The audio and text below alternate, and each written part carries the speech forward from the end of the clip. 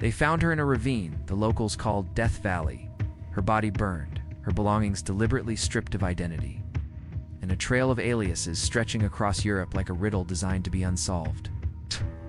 Police followed her shadow to 2 suitcases at the Bergen train station, where Wigs, coded notes, and wiped labels suggested a traveler who wanted to vanish twice. Decades later, science would whisper where she might have grown up. Investigators would hint at an invisible game played during the Cold War, yet her name remains unknown. This is the story of the Isdal Woman, Norway's most haunting cold case. On November 29, 1970, a man and his 2 daughters hiked through Isdalen near Bergen and stumbled upon a woman's charred body among the rocks. A scene so strange it felt staged, with personal items partly burned around her and no clear path to who she was. Autopsy findings would later say she likely died from a combination of carbon monoxide poisoning and heavy sedatives, with soot in her lungs indicating she was alive as the fire burned, and bruising on her neck, suggesting a fall or blow. The setting was unforgiving, the clues unnerving, and almost every mark of identity cut away. But that was only the first layer of silence. 3 days later, police traced 2 unclaimed suitcases at Bergen's railway station to the woman. Thanks to a partial fingerprint match on a pair of sunglasses inside one bag. Inside were wigs, cosmetics with labels rubbed off, non-prescription glasses, multiple currencies, and a small notepad with what looked like code plus clothing with all the tags removed, as if someone had edited her life down to bare fabric. Hidden in a lining, officers found 5 100 Deutschmark notes, hard cash tucked away for a quick exit that never happened. The notepad wasn't spy code after all. Police concluded the strings matched her travel itinerary, cities, and dates mapped in a private shorthand that kept pace with her constant movement. The more they opened, the more the mystery closed back up. Through hotel forms across Norway and beyond, police traced at least 8 to 9 identities, including names like Fenella Lork and Claudia Tielt, nearly all claiming Belgian nationality and written in German or French. She moved between Oslo, Stavanger, Bergen, and also Paris, and Hamburg, checking out with one name and reappearing with another, seemingly changing wigs and eyewear to alter her look between stops. Staff remembered a composed, guarded guest who paid in cash and scanned rooms like someone used to watching and being watched.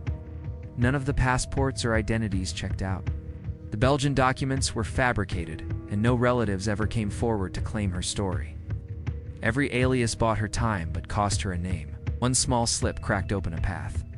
A shopping bag from Oscar Rertvedt's footwear store in Stavanger, leading to a clerk who remembered selling blue rubber boots to a woman with dark hair, a non-native accent, and a noticeable garlic scent unusual in Norway at the time.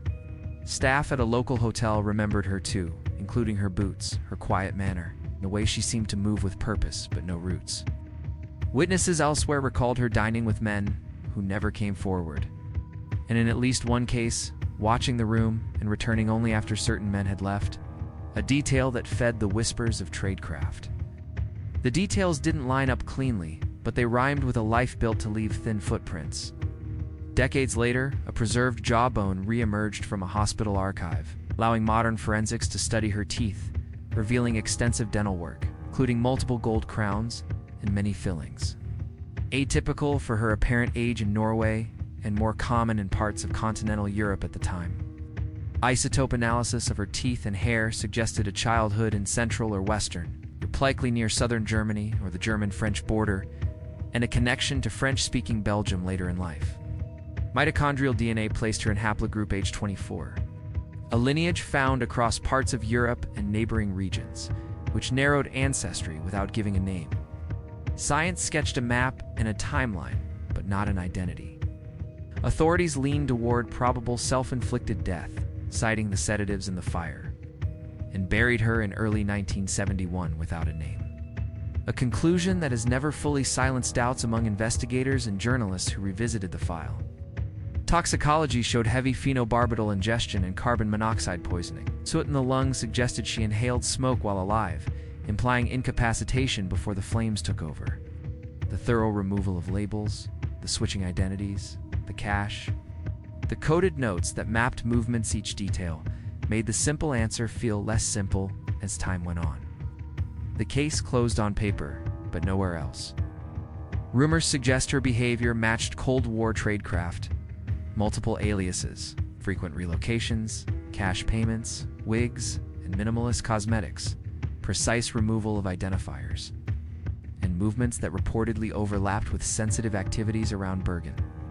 One thread ties her timeline to Norway's Penguin missile testing era, a defense program that attracted attention and secrecy. Though direct links remain unproven, reports claim that security services took a quiet interest at the time, monitoring what they could without publicly acknowledging espionage concerns during a tense geopolitical moment. It's a clean narrative, and that's the problem. Clean narratives rarely fit messy lives. Other interpretations propose severe psychological distress, where paranoia, coded notes, and disguises might be the coping tools of someone feeling hunted, even by shadows. Some writers have argued she could have been involved in discreet sex work, noting upscale clothing, male companions, and route patterns that started and ended near familiar hubs, though this remains unverified and contested. A third view blends these worlds, suggesting she moved in gray zones, private dealings, sensitive meetings, cash on hand, and a constant need for reinvention as protection against both danger and exposure. None of these theories resolve the contradictions. All of them keep the story moving. The notepad's alphanumeric strings looked mysterious, but police said they corresponded to cities and dates. A travel ledger rather than a spy cipher, shorthand built for utility, not theatrics, cross-referenced with hotel cards and travel records. The notes helped reconstruct a timeline: Paris to Stavanger, to Bergen, to Trondheim, and back, while showing how she rotated identities along the way. It was proof of planning and structure, not a revelation of motive, and left the core question untouched. What was the mission, if there was one? The code told police where she was, not who she was.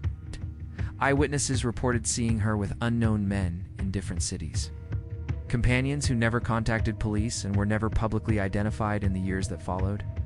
At least one account described her as on guard, quick to avoid certain individuals and careful to scan exits, a detail that remains consistent across retellings of her time in Bergen.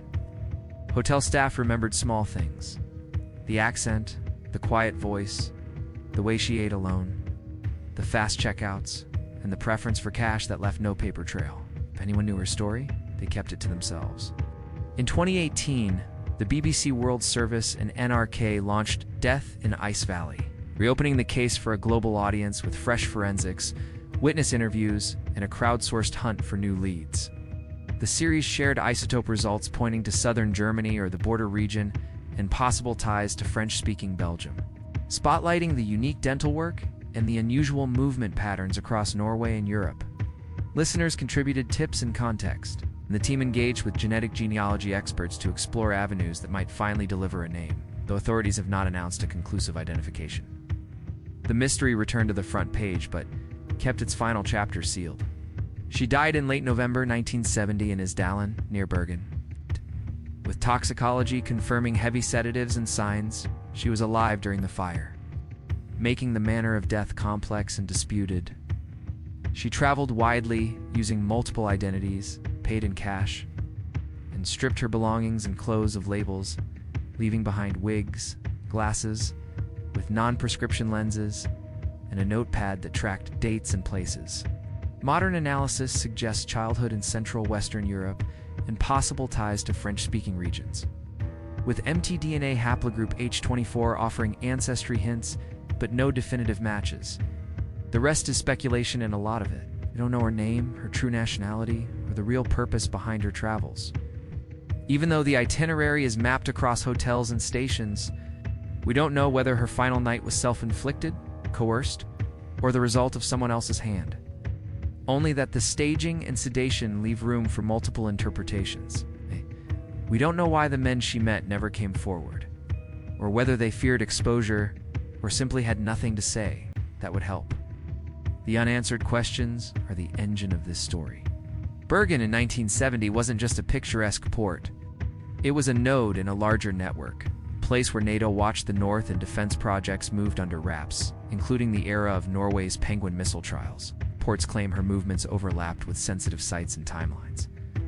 A coincidence that keeps the espionage angle alive even without direct proof. The era rewarded secrecy and punished mistakes. And people who lived in the margins learned to travel light, pay cash, and cut away anything that could be traced. In that world, a person could be both ordinary and extraordinary at the same time. Rumors suggest clandestine work, the aliases, the money, the disguises, the erased labels, and the timing around defense activity all fit a covert profile, though no agency has claimed her or confirmed involvement. Reports claim an alternative, a private life under intense personal stress, where secrecy and sudden departures were an attempt to stay ahead of fear rather than a mission, an explanation that fits some behaviors but not all. Some commentators argue for discreet sex work as a structural explanation for the clothes. The men, the travel, and the desire to remain unidentifiable, though this remains unverified and contested by others. Each explanation carries weight and leaves gaps that the others try to fill. Her last confirmed checkout was from Hotel Horteheimen on November 23, 1970.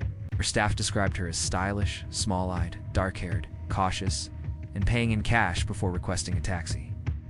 What happened between that exit and November 29th in the ravine remains a void filled by theory, a meeting gone wrong, planned end, or a coerced silence that played out under a winter sky. The valley held what the city couldn't hand, sent back a story with too many missing lines.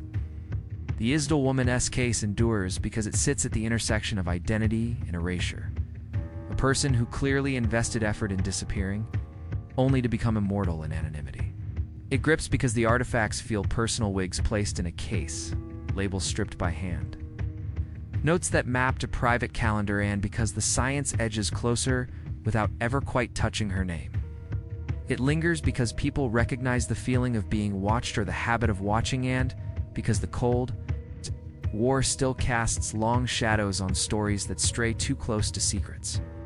The closer the camera gets, the more it fogs the lens. So who was the Isdal Woman? An operative caught between missions? A traveler outrunning fears? Or someone living two lives that could never safely overlap? The evidence paints a portrait of control cache, disguises, aliases sending in a moment that looked anything but controlled. A contradiction that keeps investigators and listeners circling the same ravine again and again. Until a relative steps forward or a database lights up with a match, the case remains a whisper in the archives. A woman who tried to be forgotten and became unforgettable. If this mystery pulled you in, more Cold War cold cases and deep dive forensics are coming next down. Miss what we found in the next file?